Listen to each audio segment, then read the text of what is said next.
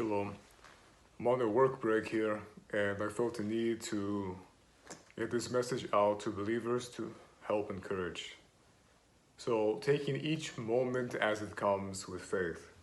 It's a very important aspect because, obviously, with the times we're living in, the seas of the world are rocking. And, all the goals, plans, hopes, and dreams we made, projected for the future, in reality, people, the Moshiach, the Messiah, it's time. It's coming to an end. And this should be a cause of joy, which means that those united with him, this is liberation. That's what we're looking forward to, people. Like it says, when Lot was living in the land of Sodom, he was tormented, Perhaps he was there helping people, trying to, teach them the Torah, doing charity, try to take care of the poor, widows, and orphans. Who knows what Lot was doing there? But he was tormented living there. And unfortunately, Sodom did not come around and make teshuvah and repent. They were gone. So Lot was taken out. But he was tormented being there. And perhaps he too was looking forward to liberation. Like the children of Israel in the land of Goshen.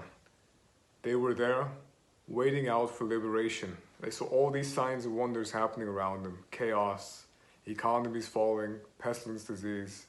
They were holding out for liberation, and we have to too. Now, in regards to taking it each moment at a time, there's a common phrase in psychology, take it each day at a time. But the days we're living in, there could be a lot of obstacles, a lot of challenges in one single day. Personally, I see it in my own personal life. Taking it each and every moment at a time so that the waters of life do not rock us and we drown in them. Just think of Peter, Kepha. He was in the boat. Yeshua said, come. So he was coming to Yeshua, and he got out and walked on the water. When he focused straight on Yeshua, he was able to walk on the water, unfazed. He kept his vision forward. Then what happened? He focuses on reality. Oh, there's a storm, the waters are shaking, thunder, lightning, waves are rising up. And he lost his focus, which diminished his faith. They started falling. He's like, Yeshua, Hoshana, help me. And Yeshua helped them. Thankfully for God, who does care, who does listen, and who does want to help his believers who are making efforts to seek him out, That's an important aspect. I was at work, and sometimes, the phone will be buzzing. I appreciate you people on Instagram, but, with WhatsApp and other things, and with the news, and with the work, it's like, how can I focus what I'm doing? I'm dealing with these customers, trying to help them as best as I can. It's like my heart, my spirit, my body is troubled. And that's where we have to lean in with faith in Yeshua and take it one moment at a time. Not looking ahead or projecting all these different scenarios and what could happen, how to best prepare for them. By all means, prepare, but don't become so caught up that you lose faith and become rocked. Because Yeshua is the rock of the faith. So, taking it each moment at a time, and while you're living in the moment, make the most of it, right? When I'm dealing with customers, at my faith in Yeshua, that's living in the heart, living in the spirit, that's keeping me my foundation. So I'm able to then focus, live in the moment, I help the customer to the best of my ability, Just living in that time, not worrying about this, not worrying about that. And if you look at the people who were great in the Bible, not great in evil, but great in good and righteousness, they too had similar scenarios. Who comes to mind, Lot, is Abraham Avinu, our father Abraham. And if you look, he was living in the land of Ur. He was a Chaldean. And in Jewish tradition, at that time, you had Nimrod, who had his Babylonian empire at that time. For those who don't know, Nimrod was the first to create a new world order, a one world government, one world currency, one world belief. That all comes from him. And in Jewish tradition, they conflicted between Abraham on one side and Nimrod. Because obviously, one's of God, one's over here creating the, pagan New World Order, so they conflicted. And, Josephus and other people write that Abraham was helping people, him and his wife Sarah, were helping people in the land of Ur. They were teaching people, the ways of God, making the difference as much as they could, taking it one moment at a time, And God told them, hey, it's time to leave. They left. And God provided and secured for them. As we know, Abraham lived in a sukkah, in the tent. As the children of Israel also lived in the sukkahs, the tents, which we remember on Sukkot. After all, this world here is just living in a tent till we get to Gan Eden. That's got to be the goal. It's got to be the goal, the focus, where all the promises of God are. For encouragement, read the promises of God in the Torah, in the Tanakh, of the words of Yeshua and the gospel, all of this. Read the promises, enrich your heart, put them in your heart and your soul, so that you have that promises to look forward to during the waves and turmoil of life. You know what's waiting for you with your faith in Yeshua in the end. Because man does not live off of bread alone, but by every word that comes out of the mouth of God. So if you keep that connection, that relationship with Him, that faith, that kavanah, that wholehearted mind, body, and focus, all going out for God, you can keep that faith. And don't worry about the 1,000 to that side, the 10,000 that side, because like Abraham, you gotta look forward to the promised land. And as I mentioned, Abraham was taken care of. Now obviously he had a divine mission. God took care of him. You read that Abraham was very wealthy. He had a certain mission to follow the seed that would lead up to the kings and eventually to Yeshua. Now the thing is, people always talk about, Abraham was wealthy, by those, who love wealth. Here's the thing. It says when the king of Sodom came, the great battle of the kings, and the king of Sodom said, here's all the treasures. What can I give to you? Abraham said that he did not want anything. Only, the food his soldiers, his men had taken and eaten. After a big battle, they're having a big feast. What does that show about Abraham? He did not love riches. He did not love wealth. He did not delight in them. All right? What did he even say in that very chapter? He said, look, God's my provider. That's the way it's got to be with us. We have to have faith that God provides.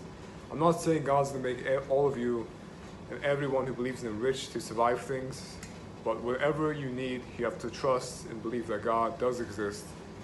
He rewards those who diligently seek Him out, and He provides for His children. Look at Eliyahu. What was it?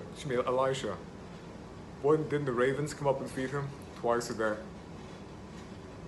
And obviously the children of Israel, manna fell from the heavens. So when we think about these things, this is something that how do we say, to the best of your abilities, we may not be able to plan for. How could they, logistically, the children of Israel, do the food in the wilderness, the Midbar, God had to provide. They had faith. That's the thing with Moses. Moses had faith. He kept relying on God, seeking God, praying, crying out to Him, kept his soul, his spirit steadfast with God. It was the children of Israel who, as a majority, were all over the place. They saw things happening and they thanked God, but just like that, they could lose faith because they weren't keeping their eyes on the promised land. They were too caught up in whatever's going on. If there were troubles, they were troubled. And when they were troubled, they distanced themselves from God and turned to other gods, like with the golden calf. And when times were good, when God blessed them, they're like, we love God. We're going to give Him our tithes and everything. They were living in the moment for the wrong reasons, Basically as a form of sensuality, going off of whatever their heart was feeling. If the heart was angry, they let it lash out. If the heart was happy, they let it go out.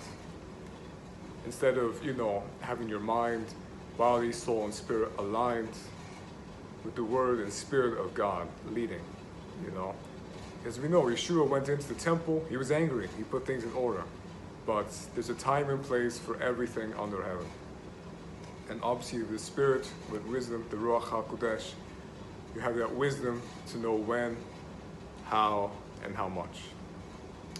Another thing that comes to mind too is keeping the peace in these times. Is obviously, if you're seeking God, you're in His will, you're aligning yourself with His Torah, with His ways. That's a big thing too. Look, the Torah is meant to keep us safe and protected. In life, there's many minefields in our journeys. And Torah is instructions that say, hey, these areas here, there's going to be minefields. If you go out there, you play in those areas, you walk down those paths, don't be surprised if minefields blow off in front of you, which it is. What sin can bring a person peace? None at all, all right? In fact, it makes the situation much, much worse. As we see with the fall of civilizations, they keep sinning, and the destruction, the pestilence, disease, wars, social conflicts just keep increasing. So that's another thing too, keep with the Torah, keep with the faith in Yeshua, keep guarded. Now with guarded, I mean your heart and your mind too, because there are certain things which, how do we say, may not be against the Torah, but it's something that the person can become over-familiarized with, or gain attachments to, which can vary from person to person, that may become, how do we say, a weight inside of them. Maybe it becomes an idol, maybe it's just an emotional attachment that can keep a person back. Now this could be people, this could be obviously music, movies, different types of things, whatever it is that's not causing peace.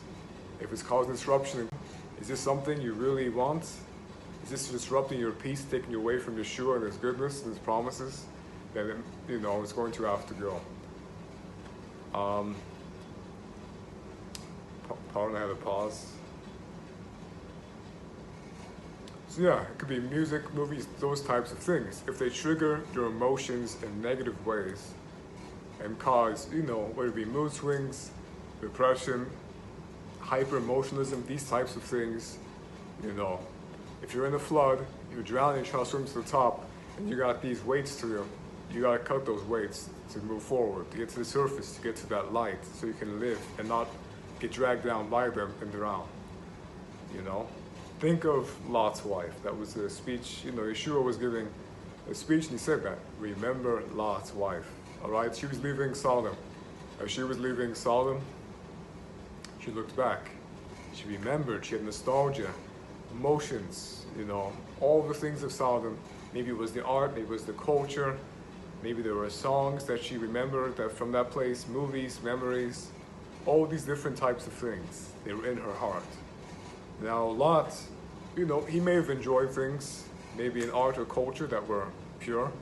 I don't know how much purity there was in Sodom, but he was looking forward. He was to deliverance. He was ready to leave, he got up and left. But Mrs. Lot, his wife, still had those things in her heart, and they dragged her down.